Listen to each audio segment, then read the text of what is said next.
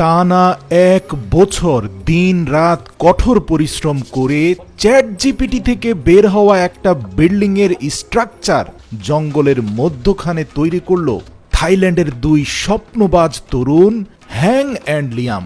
আপনি যতক্ষণ ঘরে বসে বসে স্বপ্ন আর পরিকল্পনা করছেন, হ্যাং এবং লিয়াম ততক্ষণে সেটাকে বাস্তবায়ন করে ফেলেছে। আমাদের বাংলাদেশি যুবকদের সাথে এই পরিশ্রমী যুবকদের পার্থক্য একটাই, যে তারা চিন্তা করে আর তাৎক্ষণিক কাজে নেমে পড়ে, আর আমরা শুধু ভাবতেই থাকি, পরিকল্পনা করতেই থাকি। এভাবে বছরের পর বছর কেটে যায়, কাজটা আর করা হয় না। এমন অনেক দক্ষ কনস্ট্রাকশন ইঞ্জিনিয়ার অথবা সিভিল ইঞ্জিনিয়াররা যেখানে ব্যর্থ হতে পারে, সেখানে হ্যাং এবং লিয়ামের কঠোর অধ্যবসায় এবং পরিশ্রমের কাছে সব কিছু হেরে যায়। এই এআই ছবিটি নিয়ে বন্ধুদের সাথে চ্যালেঞ্জ গ্রহণ করার মাত্র 2 দিনের মাথায় তারা কার্যক্রম শুরু করে দেয়। থাইল্যান্ডের উত্তর পশ্চিম অঞ্চলে সমুদ্র তীরবর্তী এলাকায় পাহাড়ের মধ্যবর্তী এক সমতল অঞ্চলকে কেন্দ্র করে তারা এই ড্রিম আন্ডারগ্রাউন্ড লাক্সারি ভিলার কার্যক্রম শুরু করে দেয়। প্রিয় দর্শক, শুরুর দিকের মূল কাঠামোটা জঙ্গলের শক্তপোক্ত মজবুত সেগুন গাছ দিয়ে তৈরি হলেও উপরের দিকের সবগুলো ডিজাইন তারা তৈরি করেছে থাইল্যান্ডের বাঁশ দিয়ে। আপনারা দেখতে পাচ্ছেন কাঁচা বাঁশকে আগুনের মধ্যে উত্তপ্ত করে সেটাকে ব্লেন্ড করা হচ্ছে, যাতে এই ড্রিম হাউস ভিলার সবচেয়ে আকর্ষণীয় যে অংশ, roof to underground round circle আছে, সেটাকে খুব চমৎকার ভাবে ব্লেন্ড করা বাঁশের কঞ্চি দিয়ে তৈরি করতে পারে। একটা বাঁশকে 4 খণ্ডে খণ্ডিত করার জন্য 2টি গাছের মধ্যখানে একটা স্কোয়ার শেপের হোল তৈরি করে তীব্র বল প্রয়োগ করে ধাক্কা দেওয়া মাত্রই পুরো বাঁশটি 4 খণ্ডে খণ্ডিত হয়ে যাচ্ছে এবং বের হচ্ছে অসংখ্য বাঁশের কঞ্চি, যেগুলোকে ব্লেন্ড করে খুবই দক্ষতার সাথে মোটামুটি 1 থেকে 1.5 মাসের মধ্যে তাদের এই ড্রিম আন্ডারগ্রাউন্ড লাক্সারি ভিলার মূল কাঠামোটা প্রস্তুত করে ফেললো। পুরো কাঠামো বাঁশের কঞ্চি এবং ওক গাছের পিলারের উপরে তৈরি করার পরে তারা এবার আন্ডারগ্রাউন্ডের দিকে ফোকাস দিল। প্রিয় দর্শক, দেখতে পাচ্ছেন সকাল দুপুর পরিশ্রম করে তারা মাটি খনন করে পাহাড়ের অন্য আরেকটি অঞ্চলে এই সকল মাটি নিয়ে জমাট করছে। চ্যাটজিপিটি নির্মিত ছবিতে ঠিক যেভাবে বিল্ডিংটা রয়েছে হুবহু সেই আদলে মাটিকে খনন করে মূল স্ট্রাকচারের সামনের লাক্সারি ভিলার শেপ দেওয়ার চেষ্টা করছে। মোটামুটি আন্ডারগ্রাউন্ডের কাজ শেষ দেওয়ার সাথে সাথে মাথায় আসলো যে এই বিল্ডিং এ ওঠার জন্য তো কোনো মই বানানো হয়নি। যেই চিন্তা সেই কাজ, মাটিতে এঁকে তৈরি হয়ে গেল 7 থেকে 8টি মই। এবার দেখুন, অত্যাধুনিক বিল্ডিং এর মধ্যে যেভাবে একটা মূল পিলারকে কেন্দ্র করে চারপাশে মইগুলো রাউন্ড শেপে ঘুরতে ঘুরতে উপরে উঠে যায়, ঠিক সেভাবে সিঁড়িগুলোকে খুবই চমৎকার কায়দা করে লাগিয়ে দিল, যেন তাদের লাক্সারি ভিলায় খুব সহজে তারা উঠতে পারে।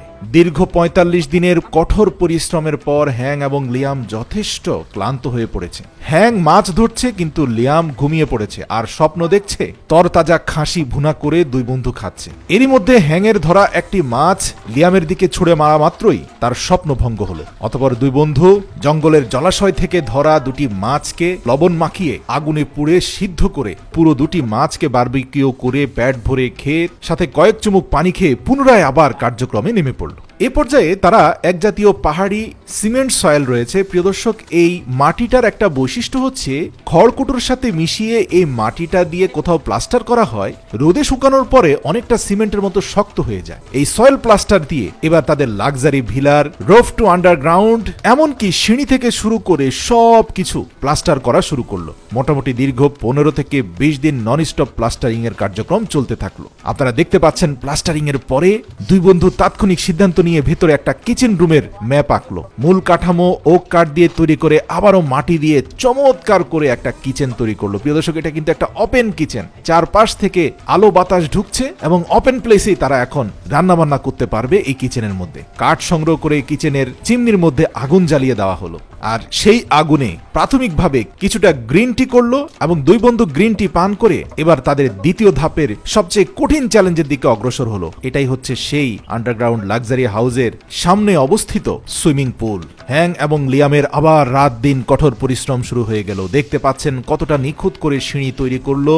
দেখতে দেখতে মোটামুটি 20-25 দিনের মাথায় তৈরি হয়ে গেল তাদের সুইমিং পুলের মূল কাঠামো। শুধু কি সুইমিং পুল নির্মাণ করে সমাপ্ত থাকবে?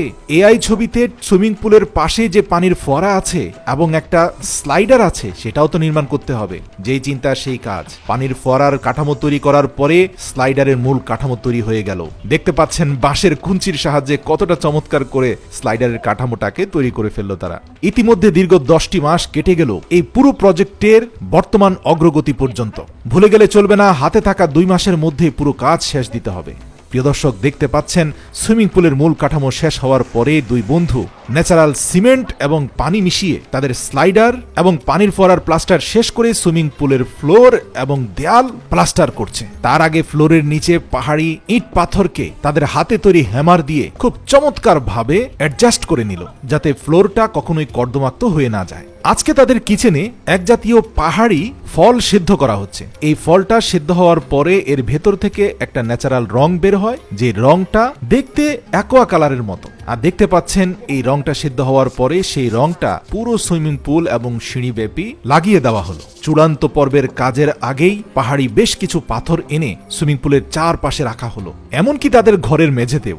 ঘরের ভিতরে বিশ্রাম নেওয়ার জন্য দুই বন্ধুর তৈরি করা চেয়ারটা কি কায়দা করে বানিয়েছে দেখুন। মূল কাঠামোটাকে ফোল্ড অবস্থা থেকে খুলে তার মধ্যে বাঁশের শীট বিছিয়ে দিলে চমৎকার ঢেলান দিয়ে বসা যায়। এমনকি টেবিলটাকেও কায়দা করে একই টেকনোলজিতে তৈরি করা হয়েছে। আমি পূর্বেই বলেছি তাদের এই টোটাল প্রজেক্টটাই একটা পাহাড়ের মধ্যবর্তী সমতল স্থানে তৈরি করা হয়েছে, যার কারণে পাহাড়ি ঝর্ণার পানি এখানে খুব সহজেই আসতে পারে। আপনারা দেখতে পাচ্ছেন বাঁশের মধ্যখানের অবস্ট্রাকল গুলোকে ক্লিন করে একটা বাঁশকে পাইপের আদলে তৈরি করে এই বৃহৎ আকারের ব্যাম্বু পাইপ হয়ে পাহাড়ি ঝর্ণা থেকে পানিটা তাদের নির্দিষ্ট প্রজেক্টের চৌবাচ্চায় এসে পড়া শুরু হয়ে গেল। প্রিয় দর্শক, একটি লাইন চৌবাচ্চায়, অন্য আরেকটি লাইন তাদের সেই স্লাইডারের উপরে স্থাপন করা হলো। আর সাথে সাথেই পানির উপরে পিচ্ছিল খেয়ে নিচে নেমে দুই বন্ধু আনন্দ উল্লাসে মেতে উঠল।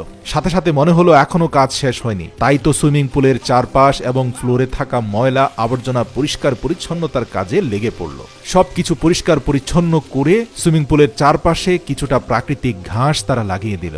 আজ তারা বছরের শেষ সপ্তাহে এসে পৌঁছেছে। দীর্ঘ 1 বছর পূরণ হতে যাচ্ছে তাদের এই প্রজেক্টে। বনমোরগ সংগ্রহ করে সেটাকে ভালো করে বারবিকিউ করে পেট ভরে রাতের বেলা খেলো। রাতভর আনন্দ করে মধ্যরাত থেকে গভীর ঘুম দিয়ে সকালে ঘুম থেকে উঠেই তারা দেখতে পেল তাদের চৌবাচ্চার পানিতে টইটুম্বুর। এই যে সেদ্ধ পানির মধ্যে কিছু পাতা ছেড়ে দেওয়া হলো, এটা হচ্ছে থাইল্যান্ডের গ্রিন টি। আর এই চাটা তারা সেলিব্রেশনের পূর্বে পান করে। আর তাই তো হ্যাং এবং লিয়াম এই চা পান করে স্লাইডার দিয়ে তাদের পানির চৌবাচ্চায় একটা বড় জাম্প দিল। আজ দীর্ঘ 1 বছরের কঠোর শ্রম এবং সাধনার পূর্ণাঙ্গ ফল এসেছে। আচ্ছা ভাবুন তো, যে এআই ছবিটাকে কেন্দ্র করে এই বিশাল প্রজেক্ট সম্পন্ন হলো, দীর্ঘ 1 বছর পর্যন্ত এই দুই বন্ধু যদি সেই ছবিটাকে তাদের ঘরের বেডরুমে লাগিয়ে শুধু দেখতো আর পরিকল্পনা করতো, তাহলে হয়তো পুরো বছরটাই কাটিয়ে দেওয়া যেত। এর জন্য মানব জীবনের সফলতার অন্যতম একটা গুরুত্বপূর্ণ অংশ হচ্ছে আপনাকে দ্রুত সিদ্ধান্ত নেওয়ার সক্ষমতা অর্জন করতে হবে। আপনি যত বেশি প্রোক্রাস্টিনেশন করবেন, যত বেশি সিদ্ধান্তহীনতায় ভুগবেন, ততই পিছিয়ে যাবেন। এই পৃথিবী খুব দ্রুত এগিয়ে যাচ্ছে, তার মধ্যে সবচেয়ে এগিয়ে আছে তারাই যারা দ্রুত কার্যকর সিদ্ধান্ত নিতে পারে।